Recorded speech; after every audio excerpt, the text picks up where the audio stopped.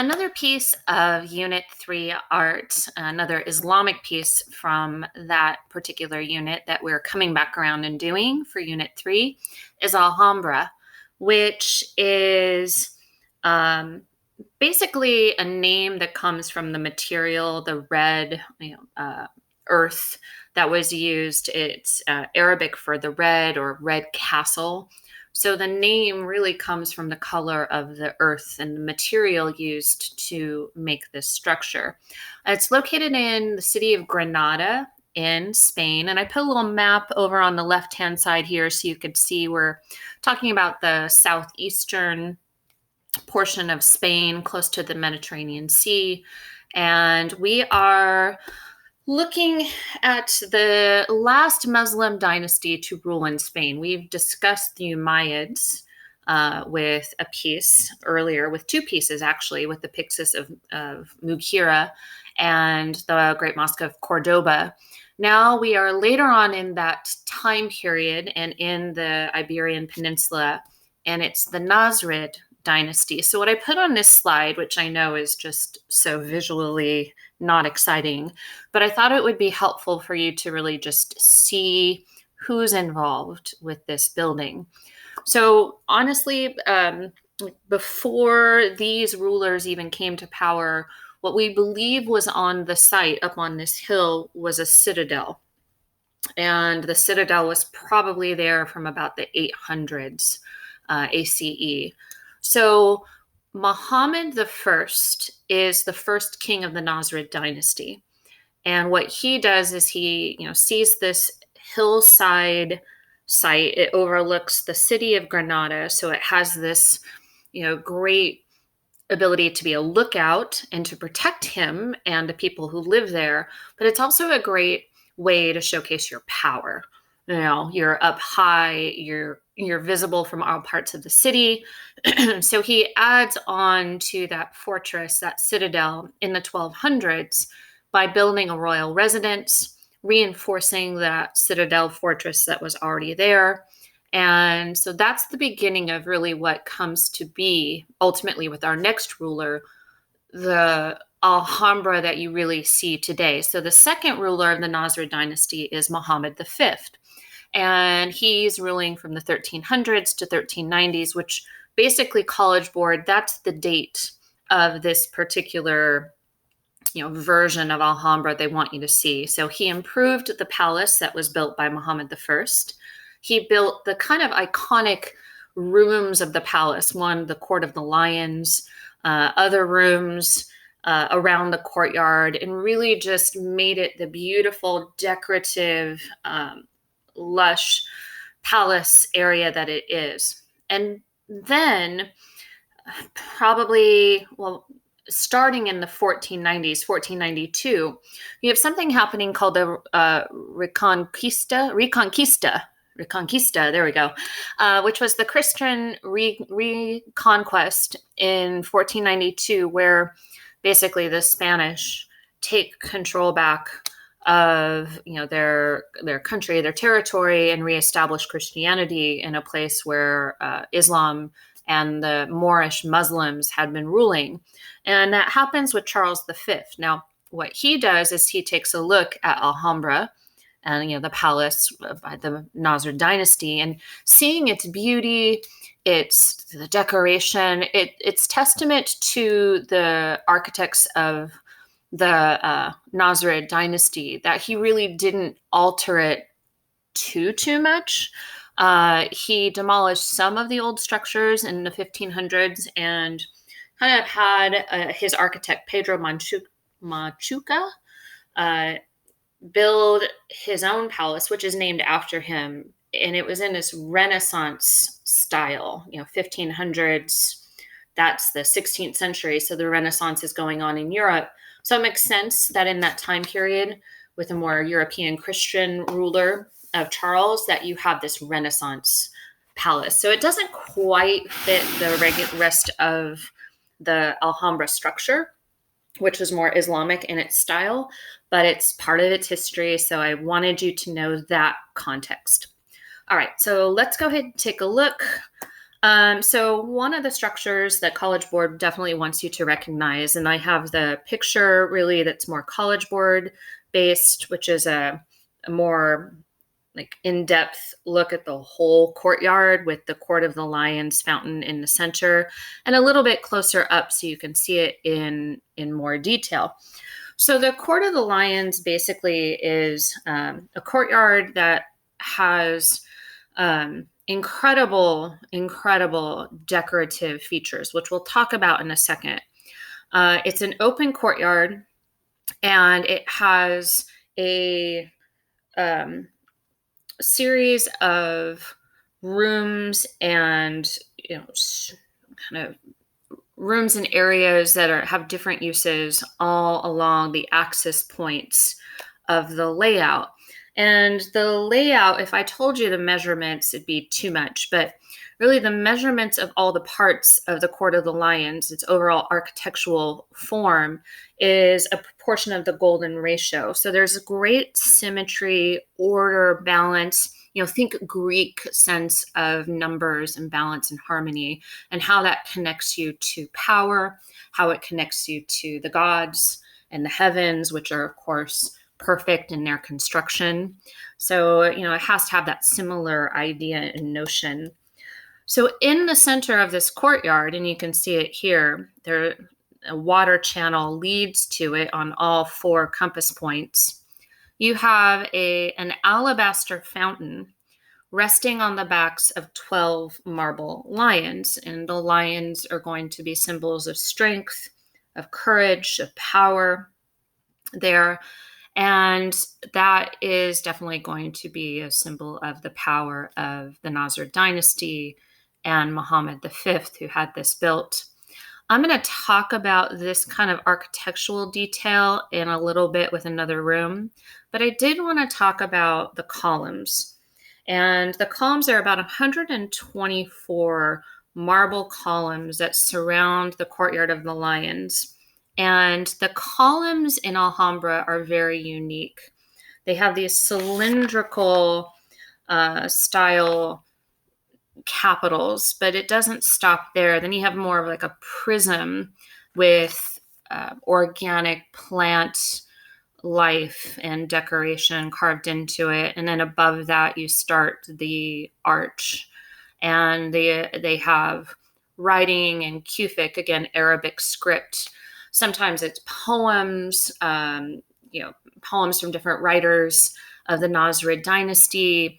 There's writing and references to paradise, and the Quran, the holy text of Islam, everywhere. So it really kind of sets the mood and the tone of the space. So that's the Court of Lions, just this kind of transitional area, but one that suggests power, tranquility. Water is typically a symbol of that, like tranquility and life.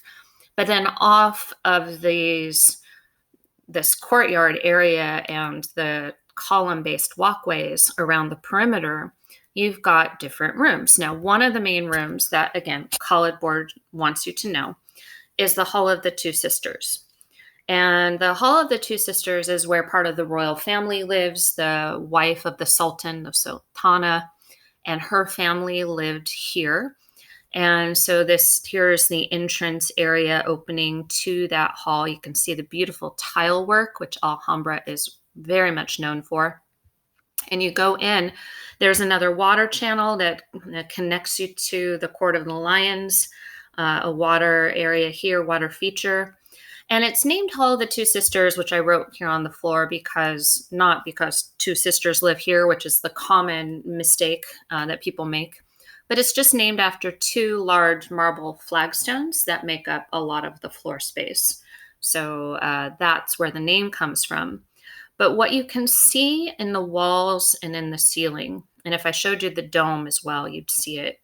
It's these beautiful honeycomb decorative features. It's how you ornament and decorate the structure.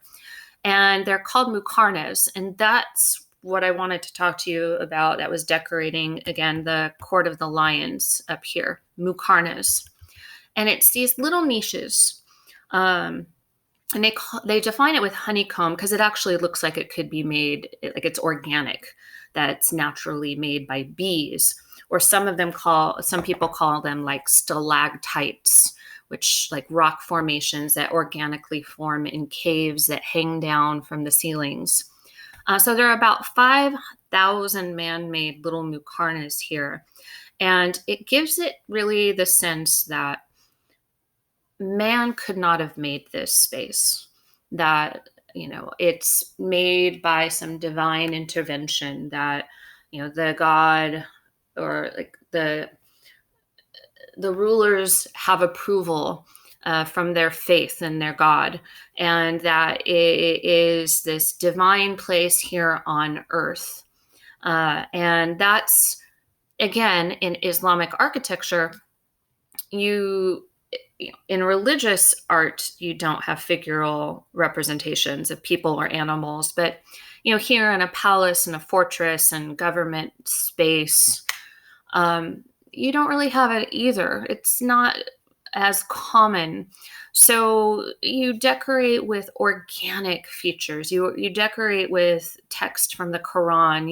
You decorate with abstract patterns and geometry shapes and plant life shapes to suggest paradise and heaven on earth here. And I think that's exactly what this does. And the entire wall space is just filled with that, calligraphy and script, poems in the Quran, these muqarnas, plant life decoration, all carved into the building. And it is quite amazing. And one of the reasons Alhambra is such a popular tourist destination. Now, moving on, College Board also wants you to be able to talk about the site plan. And I've put a site plan up here that gives you some of the pieces that, like here is the Court of the Lions, and you can see the water channels. One of them leads to then the Hall of the Two Sisters. And, here's a courtyard of trees, and we'll talk about gardens in a second. But what I think is most interesting, I guess, or what they would ask you and want you to know about the floor plan is it's very asymmetrical. Part of that is because it's up on a hill and it's, your space is limited, and different rulers over the generations of the Nasrid Dynasty have added on to it. So you kind of got to make use with what space you have and try to make your mark. So you just build as you can. But the other thing about it, too, is it makes an interesting and very difficult to attack space because there's so many different little hallways and rooms, and you could really easily kind of block off your spaces if you got attacked and keep, a lot of the palace and fortress protected. So I think that's part of why they want you to know that. And see the floor plan basically in general here. So, and then moving on, I talked about in the 800s, before the actual palace of Alhambra was built, there was a citadel, we think, a walled fortress, if you remember that vocab term from the ancient Mediterranean. And here is like a picture of some of the old citadel wall that you can see. And it was called the Alcazaba. And that is the citadel fortress that was up there that they added on to later. And in this picture, you see one of the gates, like the portal doorways leading into the palace. There are actually only 4 main gates leading into this large structure. And so few entrances mean higher protection. If you have gateways leading in every which way, it's so much harder to protect. So 4 main, if you can see that horseshoe arch again that we talked about with the Mosque of Cordoba, that very Western Islamic architectural style right there. And then I just wanted to show you this image because you could see a close-up of some of the decoration, a little bit of everything, like the tile work, the calligraphy, Cufic, the ornamental writing, a little bit of the geometric designs, the plant life designs. It's just, this is all over the palace, in addition to the Muqarnas, honeycomb kind of decoration. So it's beautiful. And then the other thing to note is that within the palace, all around, you have these beautiful gardens, highly manicured, water features everywhere. And some people think that the water features are there so you could walk along these different courtyards or gardens, have private conversations, scheme or gossip or whatever, and that the fountains would hide what you were saying. They would overpower your discussion so no one could eavesdrop on you. But again, water, gardens, they are very important in Islamic architectural design, and even in like paintings and sculpture work in Islamic art. And it's a reference to paradise as well, the paradise of the afterlife and the heavens, and you see that a lot in different religious cultures.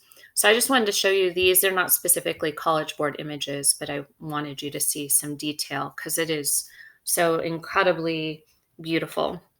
Now, going back to the main image of the Alhambra Palace and Fortress, let's just kind of sum up here. So Alhambra basically is a residence for the ruler and his family. So that's the Nasrid Dynasty. It was originally a citadel many, many hundreds of years prior, in like the 800s. So they just add on to that.